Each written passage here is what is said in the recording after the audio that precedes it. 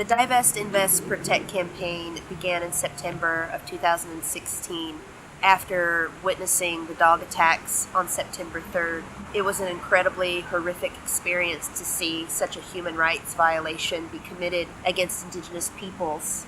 There was no recourse and no remedy for the victims or attention to that situation. And so I said, who was the people who allowed this to happen? And when you follow the money led back here to Europe to 17 banks that had loaned the Dakota Access Pipeline millions of dollars. So we came here inviting Indigenous women who were victims of those human rights abuses to be able to look these institutions in the eye, to say that that behavior is unacceptable. And this delegation provides a rare platform for victims of human rights abuses to meet with decision makers of financial institutions and banks to ask for accountability and to ask for divestment from companies who are responsible for violating them.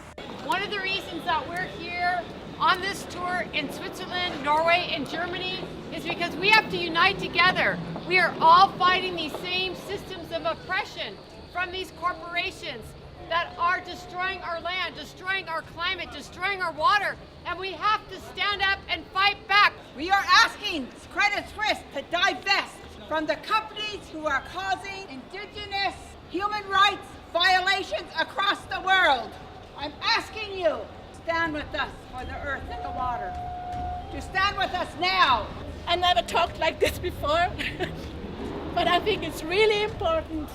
If you have a bank, Credit Suisse, UBS, or some bank else, please withdraw your money you work so hard for.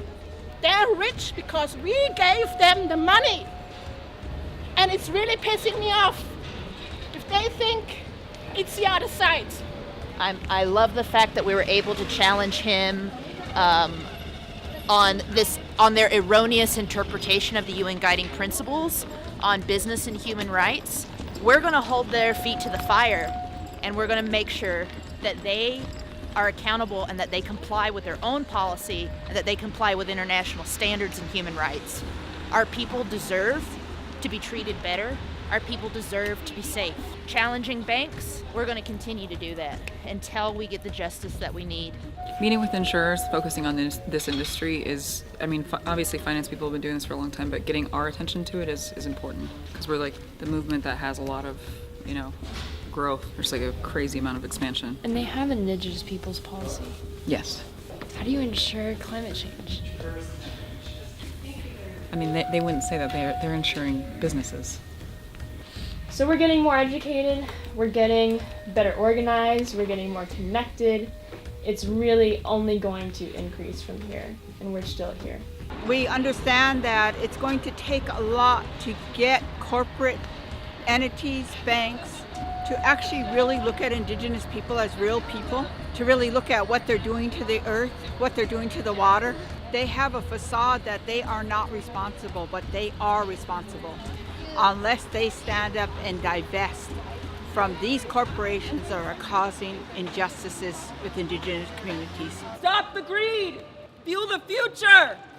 Green energy is the future! Our children are the future! We matter! Stand up, fight back! Stand up, fight back!